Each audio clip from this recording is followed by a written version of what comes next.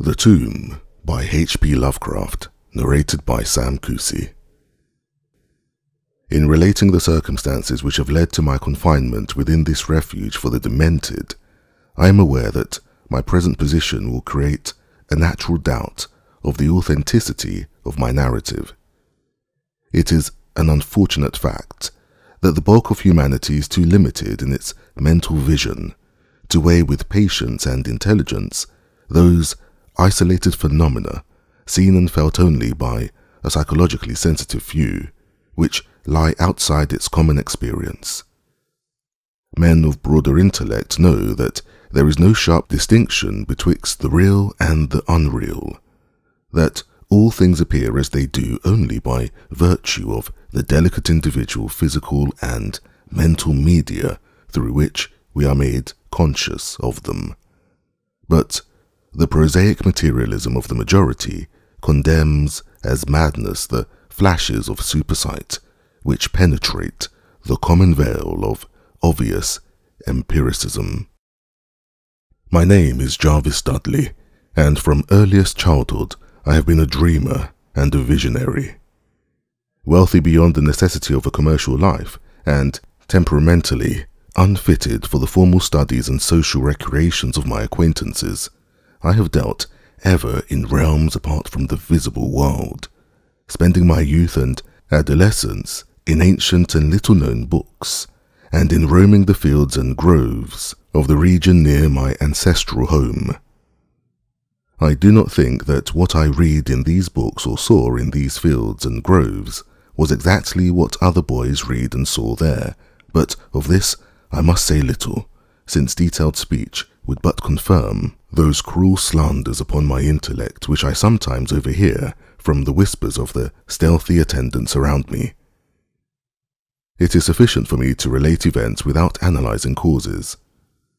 I have said that I dwelt apart from the visible world, but I have not said that I dwelt alone. This no human creature may do, for lacking the fellowship of the living, he inevitably draws upon the companionship of things that are not, or are no longer, living. Close by my home there lies a singular wooded hollow, in whose twilight deeps I spent most my time reading, thinking, and dreaming. Down its moss-covered slopes my first steps of infancy were taken, and around its grotesquely gnarled oak trees my first fancies of boyhood were woven. Well did I come to know the presiding dryads of those trees, and often I have watched their wild dances in the struggling beams of a waning moon. But of these things I must not speak. I will tell only of the lone tomb in the darkest of the hillside thickets, the deserted tomb of the Hydes, an old and exalted family whose last direct descendant had been laid within its black recesses many decades before my birth. The vault to which I refer is of ancient granite, weathered and discoloured by the mist and dampness of generations. Excavated back into the hillside, the structure is visible only at the entrance.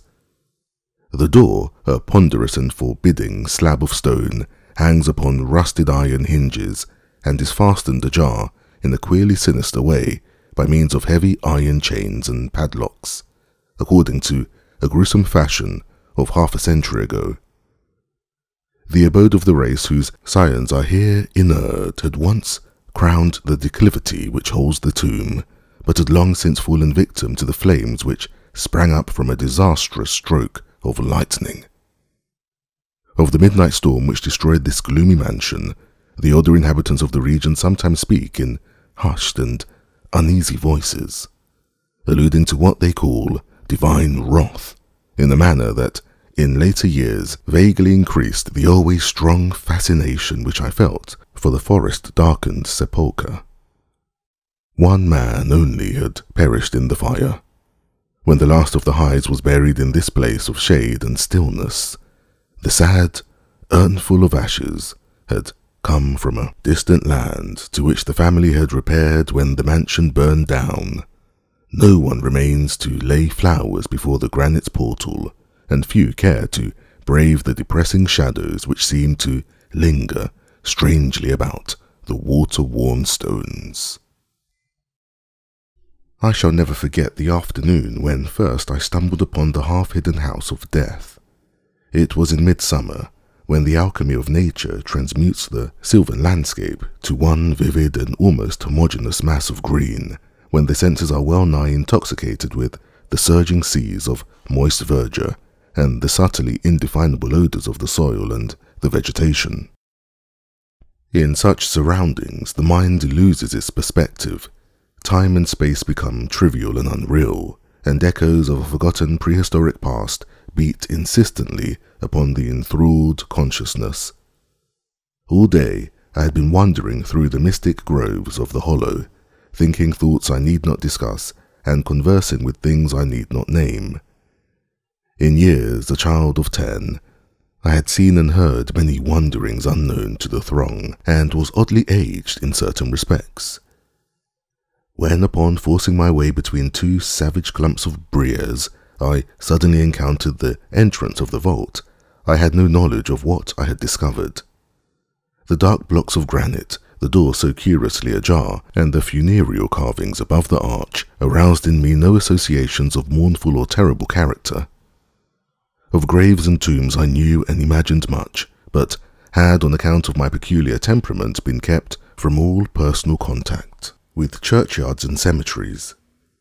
The strange stone house on the woodland slope was to me only a source of interest and speculation, and its cold, damp interior, into which I vainly peered through the aperture so tantalizingly left, contained for me no hint of death or decay. But in that instance of curiosity was born the madly unreasoning desire which has brought me to this hell of confinement. Spurred on by a voice which must have come from the hideous soul of the forest, I resolved to enter the beckoning gloom in spite of the ponderous chains which barred my passage.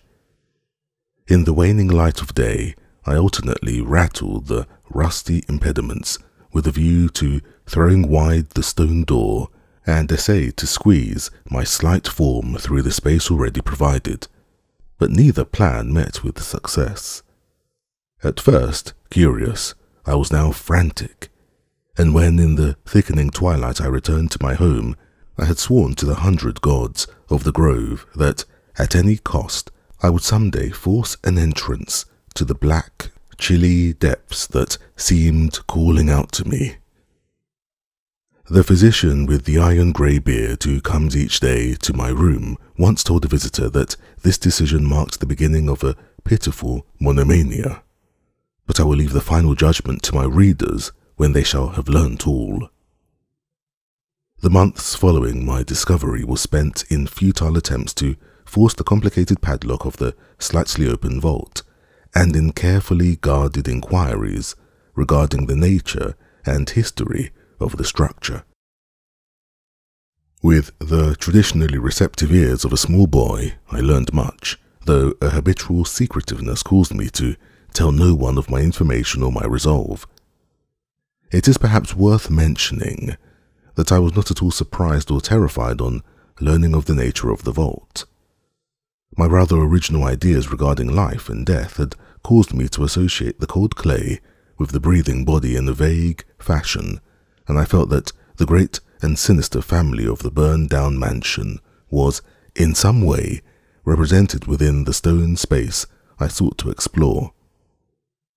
Mumbled tales of the weird rites and godless revels of bygone years in the ancient hall gave to me a new and potent interest in the tomb, before whose door I would sit for hours at a time each day. Once I thrust a candle within the nearly closed entrance, but could see nothing save a flight of damp stone steps leading downward. The odour of the place repelled yet bewitched me. I felt I had known it before, in a past remote beyond all recollection, beyond even my tenancy of the body I now possess. The year after I first beheld the tomb, I stumbled upon a worm-eaten translation of Plutarch's Lives in the book-filled attic of my home. Reading the life of Theseus, I was much impressed by that passage telling of the great stone beneath which the boyish hero was to find his tokens of destiny whenever he should become old enough to lift its enormous weight. This legend had the effect of dispelling my keenest impatience to enter the vault, for it made me feel that the time was not yet ripe. Later I told myself I should grow to a strength and ingenuity which might enable me to unfasten the heavily chained door with ease, but until then I would do better by conforming to what seemed the will of fate. Accordingly, my watches by the dank portal became less persistent, and much of my time was spent in other, though equally strange pursuits. I would sometimes rise very quietly in the night, stealing out to walk in those churchyards and places of burial from which I had been kept by my parents. What I did there I may not say, for I am now not sure of the reality of certain things, but I know that on the day after such a nocturnal ramble, I would often astonish those about me with my knowledge of topics almost forgotten for many generations. It was after a night like this that I shocked the community with a queer conceit about the burial of the rich and celebrated Squire Brewster, a maker of local history who was interred in 1711, and whose slate headstone bearing a graven skull and crossbones was slowly crumbling to powder. In a moment of childish imagination I vowed not only that the undertaker, Goodman Simpson, had stolen the silver buckled shoes, silken hose, and satin small clothes of the deceased before burial, but that the squire himself, not fully inanimate, had twice turned in his mound-covered coffin on the day after interment. But the idea of entering the tomb never left my thoughts, being indeed stimulated by the unexpected genealogical discovery that my own maternal ancestry possessed, at least, a slight link with the supposedly extinct family of the Hydes. Last of my paternal race, I was likewise the last of this older and more mysterious line. I began to feel that the tomb was mine, and to look forward with hot eagerness to the time when I might pass within that stone door and down those slimy stone steps in the dark. I now formed the habit of listening very intently at the slightly open portal, choosing my favourite hours of midnight stillness for the odd vigil. By the time I came of age, I had made a small clearing in the thickets before the mould-stained facade of the hillside, allowing the surrounding vegetation to encircle and overhang the space like the walls and roof of a sylvan bower. This bower was my temple, the fastened door my shrine, and here I would lie outstretched on the mossy ground, thinking strange thoughts and dreaming strange dreams. The night of the first revelation was a sultry one. I must have fallen asleep from fatigue, for it was with a distinct sense of awakening that I heard the voices. Of those tones and accents I hesitate to speak, of their quality I will not speak, but I may say that they presented certain uncanny differences in vocabulary, pronunciation, and mode of utterance. Every shade of New England dialect, from the uncouth syllables of the Puritan colonist to the precise rhetoric of 50 years ago, it seemed represented in that shadowy colloquy, though it was only later that I noticed the fact. At the time, indeed, my attention was distracted from this matter by another phenomenon, a phenomenon so fleeting that I could not take oath upon its reality. I barely fancied that as I woke, a light had been hurriedly extinguished within the sunken sepulchre. I do not think I was either astounded or panic-stricken, but I know that I was greatly and permanently changed that night. Upon returning home, I went with much directness to a rotting chest in the attic, wherein I found the key, which next day unlocked with ease the barrier I had so long stormed in vain.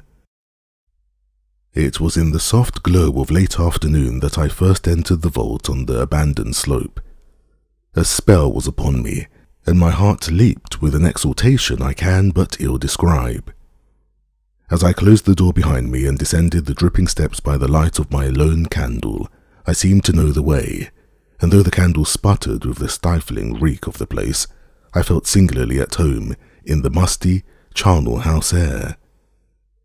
Looking about me, I beheld many marble slabs bearing coffins, or the remains of coffins. Some of these were sealed and intact, but others had nearly vanished, leaving the silver handles and plates isolated amid certain curious heaps of whitish dust. Upon one plate I read the name of Sir Geoffrey Hyde, who had come from Sussex in 1640 and died here a few years later. In a conspicuous alcove was one fairly well-preserved and untenanted casket, adorned with a single name which brought to me both a smile and a shudder.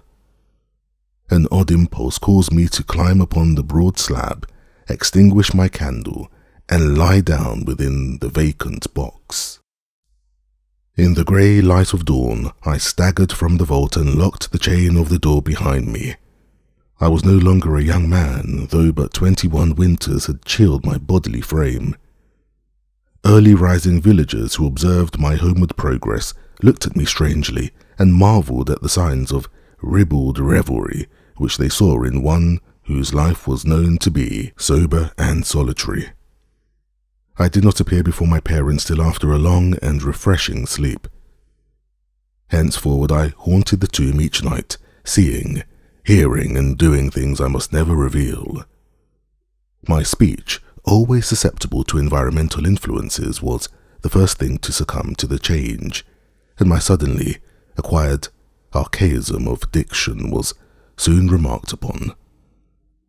Later a queer boldness and recklessness came into my demeanour, till I unconsciously grew to possess the bearing of a man of the world, despite my lifelong seclusion. My formerly silent tongue waxed voluble with the easy grace of a Chesterfield or the godless cynicism of a Rochester. I displayed the peculiar erudition utterly unlike the fantastic monkish lore over which I had pored in youth, and covered the fly-leaves of my books with facile impromptu epigrams which brought up suggestions of Gay, Prior, and the sprightliest of the Augustan wits and rhymesters. One morning at breakfast I came close to disaster by declaiming in palpably liquorish accents an effusion of 18th century bacchanalian mirth, a bit of Georgian playfulness never recorded in book, which ran something like this: "Come hither, my lads, with your tankards of ale, and drink to the present before it shall fail. Pile each on your platter a mountain of beef, for 'tis eating and drinking that bring us relief. So fill up your glass, for life will soon pass. When you're dead, you'll ne'er drink to your king or your lass. Anacreon had a red nose, so they say, but what's a red nose if you're happy and gay? Gad split me, I'd rather be red whilst I'm here, than white as a lily and dead half a year.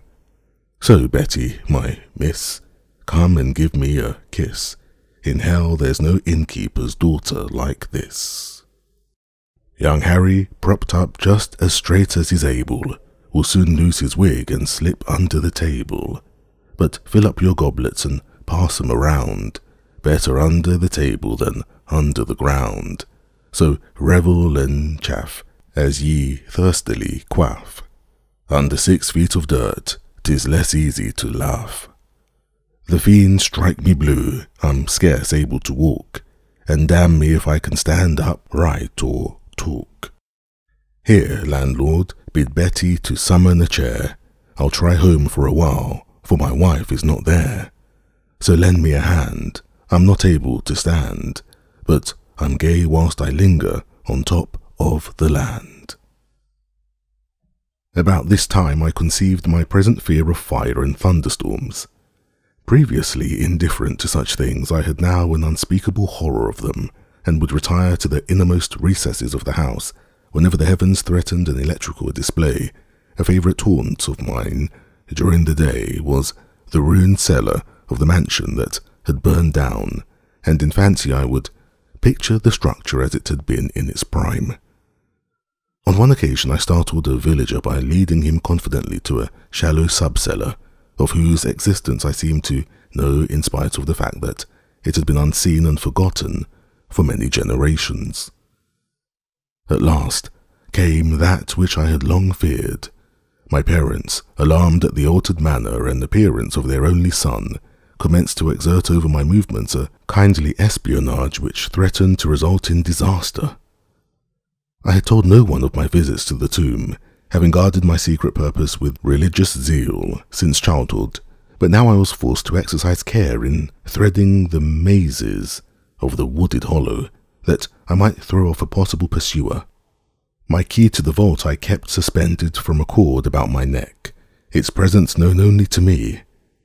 I never carried out of the sepulchre any of the things I came upon whilst within its walls. One morning, as I emerged from the damp tomb and fastened the chain of the portal with none too steady hand, I beheld in an adjacent thicket the dreaded face of a watcher. Surely the end was near, for my bower was discovered, and the objective of my nocturnal journeys revealed. The man did not accost me, so I hastened home in an effort to overhear what he might report to my careworn father. Were my sojourners beyond the chained door about to be proclaimed to the world? Imagine my delighted astonishment on hearing the spy inform my parent, in a cautious whisper, that I had spent the night in the bower outside the tomb, my sleep-filmed eyes fixed upon the crevice where the padlocked portal stood ajar. By what miracle had the watcher been thus deluded? I was now convinced that a supernatural agency protected me. Made bold by this heaven-sent circumstance, I began to resume perfect openness in going to the vault, confident that no one could witness my entrance. For a week I tasted to the full the joys of that charnel conviviality which I must not describe, when the thing happened, and I was borne away to this accursed abode of sorrow and monotony. I should not have ventured out that night, for the taint of thunder was in the clouds, and a hellish phosphorescence rose from the rank swamp of the bottom of the hollow. The call of the dead, too, was different. Instead of the hillside tomb, it was the charred cellar on the crest of the slope whose presiding demon beckoned to me with unseen fingers. As I emerged from an intervening grove upon the plain before the ruin, I beheld in the misty moonlight a thing I had always vaguely expected. The mansion, gone for a century, once more reared its stately height to the raptured vision, every window ablaze with the splendour of many candles. Up the long drive rolled the coaches of the Boston gentry, whilst on foot came a numerous assemblage of powdered exquisites from the neighbouring mansions. With this throng I mingled, though I knew I belonged with the hosts rather than with the guests. Inside the hall were music, laughter, and wine on every hand. Several faces I recognized, though I should have known them better, had they been shriveled or eaten away by death and decomposition. Amidst a wild and reckless throng I was the wildest and most abandoned. Gay blasphemy poured in torrents from my lips, and in my shocking sallies I heeded no law of God, man, or nature. Suddenly, a peal of thunder, resonant even above the din of the Swinish revelry, clave the very roof and laid a hush of fear upon the boisterous company. Red tongues of flame and searing gusts of heat engulfed the house, and the roisterers, struck with terror at the descent of a calamity which seemed to transcend the bounds of unguided nature, fled shrieking into the night. I alone remained, riveted to my seat by a grovelling fear which I had never felt before, and then a second horror took possession of my soul. Burnt alive to ashes, my body dispersed by the four winds, I might never lie in the tomb of the Hydes. Was not my coffin prepared for me? Had I not a right to rest till eternity amongst the descendants of Sir Geoffrey Hyde? I would claim my heritage of death, even though my soul go seeking through the ages for another corporeal tenement to represent it on that vacant slab in the alcove of the vault. Jervas Hyde should never share the sad fate of Perlinarus. As the phantom of the burning house faded, I found myself screaming and struggling madly in the arms of two men, one of whom was the spy who had followed me to the tomb.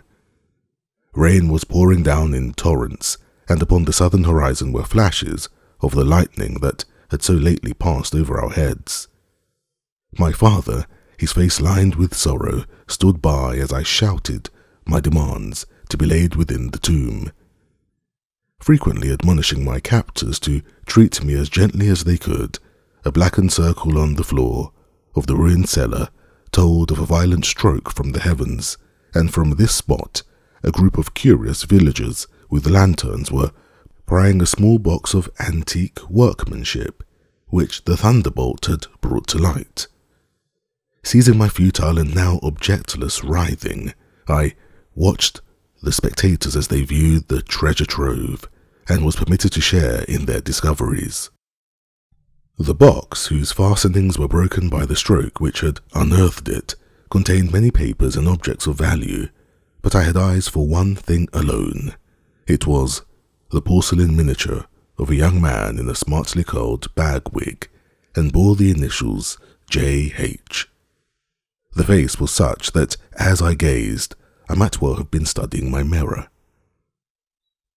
On the following day I was brought to this room with the barred windows, but I have been kept informed of certain things through an aged and simple-minded servitor, for whom I bore a fondness of intimacy, and who, like me, loves the churchyard.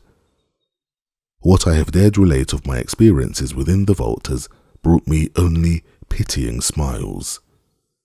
My father, who visits me frequently, declares that at no time did I pass the chained portal, and swears that the rusted padlock had not been touched for 50 years when he examined it. He even says that all the village knew of my journeys to the tomb, and that I was often watched as I slept in the bower outside the grim facade, my half-open eyes fixed on the crevice that leads to the interior. Against these assertions I have no tangible proof to offer, since my key to the padlock was lost in the struggle on that night of horrors. The strange things of the past which I learnt during those nocturnal meetings with the dead he dismisses as the fruits of my lifelong and omnivorous browsing amongst the ancient volumes of the family library. Had it not been for my old servant Hiram, I should have by this time become quite convinced of my madness. But Hiram, loyal to the last, has held faith in me, and has done that which impels me to make public at least a part of my story. A week ago he burst open the lock which chains the door of the tomb perpetually ajar, and descended with a lantern into the murky depths. On a slab in an alcove he found an old but empty coffin, whose tarnished plate bears the single word, Jervas. In that coffin, and in that vault, they have promised me I shall be buried.